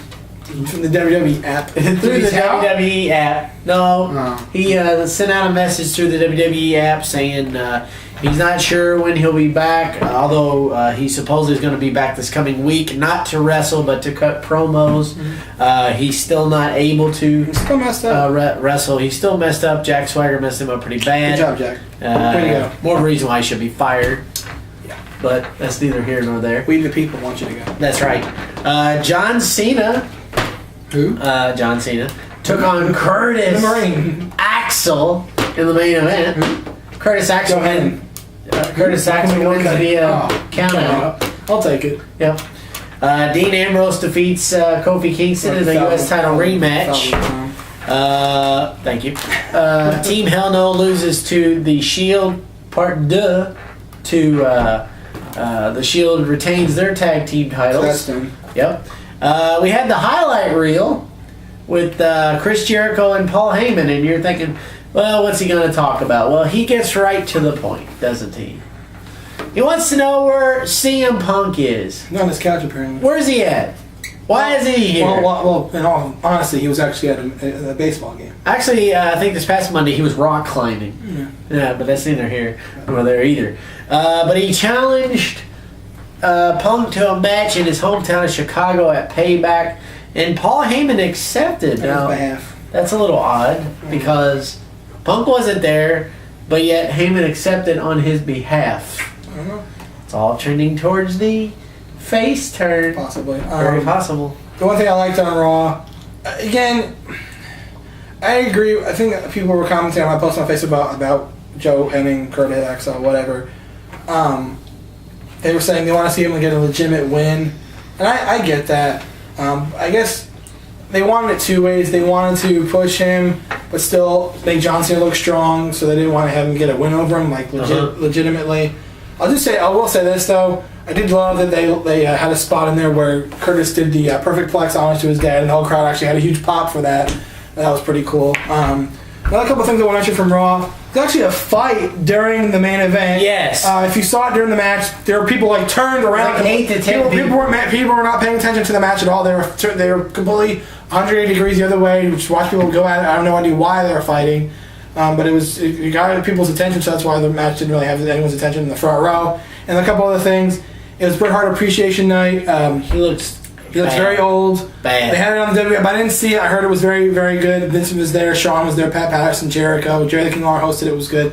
And of course, the other thing I want to mention, Shawn Michaels was on Raw. He was giving John Cena advice. He's sporting a full beard now. He's sporting a full goatee. A little odd, isn't it? Yeah, but a little odd for little boy's getting old. I will say this about John Cena though: if they would have told John Cena to lose, he would have done it without even. Oh yeah, I think putting Joe Henning, whatever, with Heyman gives him a good chance of really building up. Because I mean, Joe Henning's phenomenal. He's very good. He was good in FCW, and he's getting a chance to shine now. And we got the Bray Wyatt promo there. Finally! Everybody's been waiting for, so look for him soon. The Wyatt family. Oh, well, the standard's obviously Bray Wyatt. I hope we have some kind of Wyatt family versus the Shield feud. That would be absolutely. Fasten your seatbelts. That would be absolutely amazing. Fasten your seatbelts. So, anything else we can think of from wrestling? Usually I don't do this because, spoiled, but they already released it on WWE.com and all that stuff.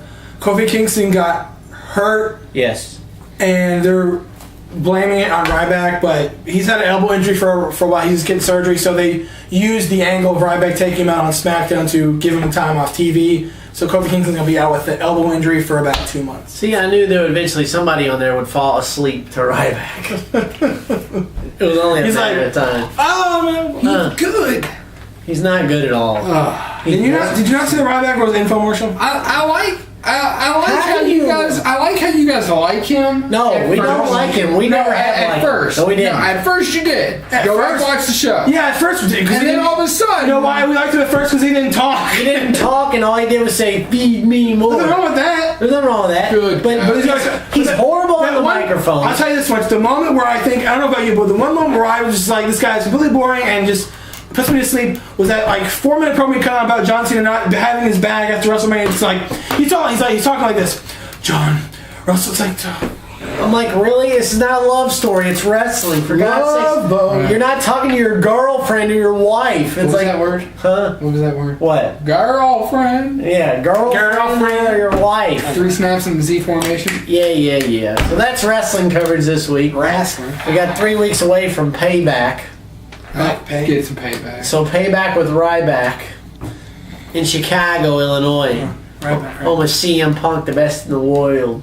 And of course, the Cubs. Yeah. The Cubbies. And the White Sox. Oh, yeah. And the Blockheads. And the Jack As the doctor. And the Bears and the Bulls. So with that, let's go ahead and take a quick break here. And when we come back, we will wrap up the show with Wild Card Any of the Week right after this. Hey, Nick Dinsmore here. Do you have the dream of becoming a pro wrestler? Well, I did, and I came to Ohio Valley Wrestling. Join the Nick Dinsmore Pro Wrestling class today. I'm a former WWE superstar. I'm a former 9-time Ohio Valley Wrestling Heavyweight Champion, and I can train you to be the best today. For all the information regarding the Nick Dinsmore Pro Wrestling class, go to ovwrestling.com and click on school. Join the Nick Dinsmore Pro Wrestling class today. ovwrestling.com, click on school. And we're back here on Triple Threat Talk. Postmaster Jones, Jimmy Biggers, along with my co-host, Big B, Brandon DeMuro, and the Doc, Gary the Doc. Ignoring everybody. He's ignoring everybody. Well, before we get in, I have to say, one thing I did want to touch on. What? There's been a lot of suspended games in baseball lately. There's been one the last 5 days. The weather out west is just screwy with tornadoes and more. You're screwed. Basketball size hail in Kansas the other day. That's insane. It's part of it, fella. Mother Nature. It is. Learn to deal with it. So with that, speaking of that, Doc, do you have a wild card? I do, actually. A friend of mine has started part in a local that will go national karaoke company. They do amp work. They can basically make anybody sound good because of some new soundware, some new software. They can make anybody. It's not auto-tune, but the name is French Kiss Productions, and they have very good venues. Oui, bonjour. More French talk here. They're very, very good at what they do. They're already having a lot of people. They just opened the doors, and they're already booked for like the next 2-3 months just in shows, and they opened up like a week ago. They're doing phenomenal work. They did a test run the other night to show off their software at a local venue called Joe's Older Than Dirt, which you guys are familiar with. It's a very prominent bar around town. Everybody loved them. Even the worst singer sounded like Justin Bieber, who we'll talk about a little bit later on. Nice segue there. Nice segue. But yeah, the stars sounded pretty. The bad people sounded really, really good, and the good people sounded great. So they can work wonders with sound and music. There's hope for you. There's hope for there's you. hope for you after all. There is very, very. There's much hope so. for you, Paris Hilton. Yeah, that's my wild card. I told him I give him a shout out, and that's my shout out. All right, awesome. My wild card is movie related. If you get a chance, yes, if you get a chance, definitely go check out Hangover 3. It's very hilarious. It's way better than the second one, and it's close to being as good as the first one. It definitely lives up to the hype this time. I'm not sure if this will be the last one or not, but if it is, they say it all ends. It all ends, but yeah, but you know how that goes. It's Hollywood. Yeah, look at that Saw. Yeah, Saw with like 20 episodes. No, only 7. Only 7. Only 7. But it's a very good movie. If you want a good laugh, definitely go check that out. And I also want to give a special shout out to Fast 6.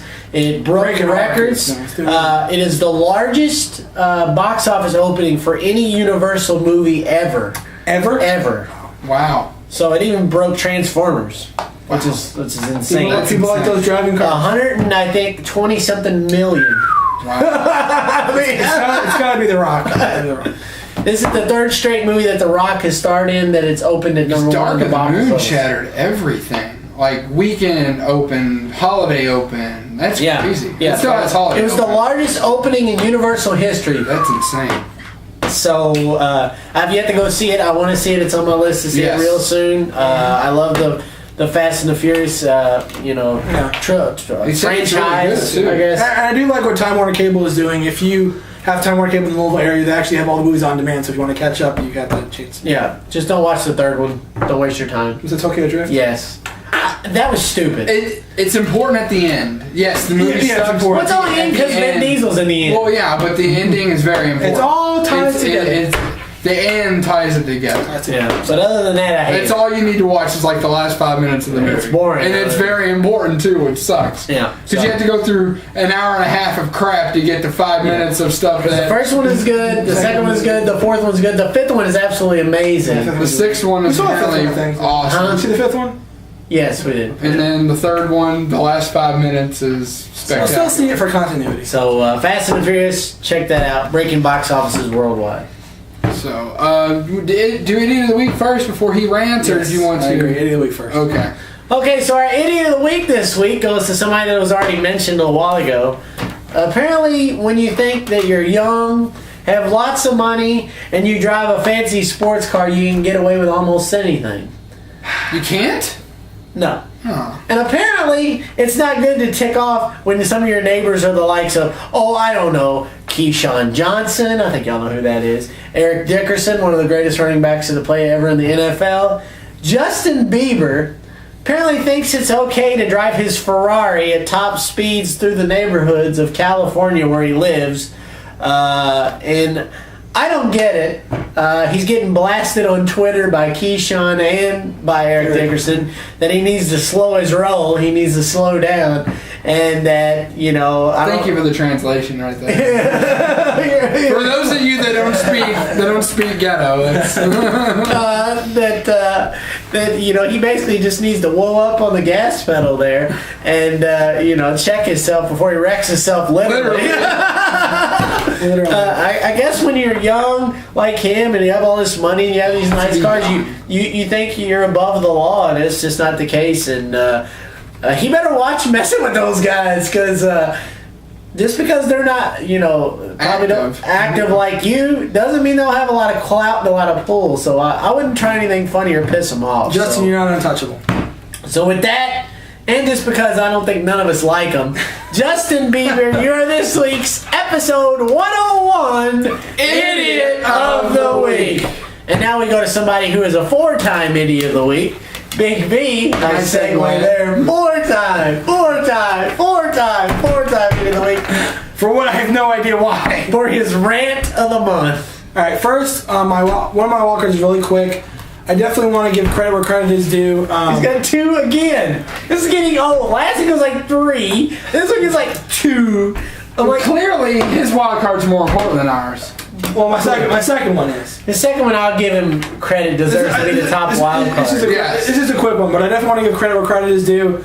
A lot of Seahawks players having problems with PEDs and suspensions. Obviously, that's a thing going on right now. I want to give credit to a lot of the leaders in the team. Cam Chancellor. A lot of the leaders of the team, they're sitting people down and saying, look, we got to grow up. This has to be fixed, and I agree with that. Obviously, people have to step up and stop making stupid mistakes because, it's affecting the team. So now you know why they beat the 49ers last year. Clearly. PEDs. Anyway. He denies it, but it's probably true. No, it's not true. You just said they were suspended for PEDs! Was Russell Wilson suspended? Was Marshall Lynch suspended? Was all those receivers suspended? It's a team effort, not just... Not my point. We beat him by like 40 points. Oh my God. You left here in the third quarter, so I don't want to hear it. Anyway, why'd you have to bring that up? Anyway. You know me, I'm all about stirring up. But it's wrong. Alright, go ahead. Alright, so. Please do. Please. Before you got 1 minute. Yeah, right. So, we have done 100 episodes. This is 101. But, if you go on YouTube, we only have 99. And why is that? Because YouTube is broken. So, here's what I'm talking about. I uploaded episode 97 about, 4 weeks ago? Well, let's see. Let's roll the clock back. This is 101, 97. Yeah, that's pretty good. I'm glad to see that when Count Dracula was on Sesame Street that you paid attention. 8 blah there are 7 cans of Pepsi Max. Pay attention every morning. Anyway, so episode 97 is no longer there. And what happened was, you've seen our commercial. We throw a bunch around. Obviously, this week you saw the new Kmart commercial. Yes, big ass savings. Have you seen that yet? No. Oh my God, you have to see that. After the show, I'll show it to you. So that's in there. You've seen the Mentos commercial, which is where this is going. For some reason, now episode 99 had the Ryback Rules promo in it, and we showed a clip of Ryback saying Ryback Rules, which is owned by WWE Entertainment, which that's fine. And they had a copyright strike on it, but not a copyright strike, it had a third-party match, which means the video's not blocked, it just has an add-on or whatever. But the content was striked at the point of the Mentos commercial, which I was kind of confused, but I let it slide because the Ryback thing was in there, so that's no big deal. But episode 97 had the same issue. They tagged the Mentos commercial, and it said the same thing, WWE, and it was by something else, some other third-party thing that said Pro Wrestling A 1308 season 1998, whatever, I don't know what it's from, 15 years ago, I have no idea what it is. And you know, we forget. We're humans, we forget. So I made sure to look up the video. I went through the whole thing, scrubbed through it. No WWE content whatsoever. So this claim obviously is fraud. So I disputed it, and I waited and waited and waited. And finally today, I go on YouTube and I'm getting educated on copyright class. I get a thing of copyright class before I can log on. So I have to watch this video and answer a bunch of questions just so I can log on to the account. So then I found the video has been removed. It's gone. So episode 97 no longer exists. And this is where my... So if it was your favorite, too bad. We're sorry. Right. So this is where my rant begins about this. Again, I brought it up to people and they said, well, episode 97 already happened. That's true. But the way YouTube's algorithm works, here's an example. Say you upload a video of you dancing to some music video and you make up your... For example, perfect example is you. Say you do the Gary, right? Someone sees that and they say, oh, I created that dance 5 years ago. They copyright. YouTube's like, okay, we'll take it and your copyright strike. That's how YouTube's thing works. I get there are like a million videos are uploaded every day on YouTube. I get that. No one can single-handedly check every single one. That's impossible. But whoever did the coding for the algorithm that checks YouTube for copyright, it needs to be fixed. It's not something that's new. I've talked about it before. 100 people talk about it on YouTube all the time. Like DSP, for example, talks about how YouTube's broke with subscribers. Something is wrong with the algorithm that needs to be fixed, and this is a perfect example. When I did DWA, it's the same exact thing. It was my own created content. We worked on it. It was all come from up here. But because someone hated on it and wanted to dispute it, they just threw it out there. And YouTube's like, oh, okay, I get that. It's legit. Let's throw it out there. Let's just throw it in. Let's not even worry about it. Let's not even check if it's legit or not. So they just throw it, and that's what happened with this. And I didn't want to dispute the sub to continue the counter notification because, again, YouTube doesn't check these things, so I'm probably not going to win that, and the video will be removed, and not only that, my account will be shut down, so that this show would be not on the channel anymore. So, the bottom line is it's tough to, and again, there was no WWE content whatsoever except for what we were saying, and if we get copyright strikes for what we were saying, that's against freedom of speech. Which you cannot copyright strike for someone that are voicing your opinion. As long as it's not libel or slander. Right. Exactly. So, what I don't get is that YouTube's been around since 2005. It's been around a long time. I think it came out in 03. And they made a lot of changes, and some for the better, some for the worse. But it seems like for a long time there's been this algorithm that just single-handedly ruins people's accounts, ruins people's freedom of uploading things on YouTube. You need to fix that because I put up a bunch of content before that is not copyrighted at all, and it gets removed at all. It doesn't. I don't get it. And a perfect example about a WWE content video. I'll wrap this up. A content video. Episode 17 of Triple Threat Talk. There was a match between Randy Orton and Cody Rhodes. Cody Rhodes got busted like a stuffed pig. We uploaded it. We wanted to share it with our viewers. It got a match third-party count from WWE. I didn't dispute it because it's there. WWE usually takes stuff down like that. We're lucky it didn't get taken down, but they didn't do it. This time, there's no WWE content there whatsoever. Some moron they feel we stole their content, which I don't know what they're talking about, so we matched some third-party content. I have no clue what it is. And if it's the Mentos commercial, that's complete bull because we've uploaded Mentos commercials in there before. So I don't get where this is going. I want to fight this because it's our content and we have rights to it because we voice our opinion, but yeah, this is our content. Anybody that steals my content, I call out on the show. YouTube, bottom, because we're running out of time. YouTube needs to fix the algorithm. It's not just affecting me, it's affecting a bunch of people, and it needs to stop. All right, good job, Big B, with that. That's definitely worthy of a rant for sure. YouTube, get your crap together and let's go. So with that wraps up the show this week. Big B. So if you want to like us on Facebook, please like us at facebook.com/triplethreattalk. Says any comment or question you have, of course, your blogs at triplethreattalk@yahoo.com. Of course, follow us on Twitter at triplethreattalk. This is Big B. Somebody go. You're on mute. Go ahead. This is Postmaster Jones. This is Gary the Dr. Lockard. This is Big B signing off, and I wish I had a quip to say or something to say at the end, but I just can't say anything right now. Ran it out. So, go Triple Threat. I don't know. Really? We're going to end the show with that? Oh my gosh. Let's do the Scooby-Doo ending. So if you want to like us on Facebook, on Facebook.com/triplethreattalk. You can follow us on Twitter at triplethreattalk. You can send us any comment or question you have at triplethreattalk@yahoo.com. Of course, your blog. This is Big B. This is Scooby-Doo. And this is Raggy. This is Big B, and I'm surrounded by cartoon characters, apparently. See you next week. Let's do the mega happy ending.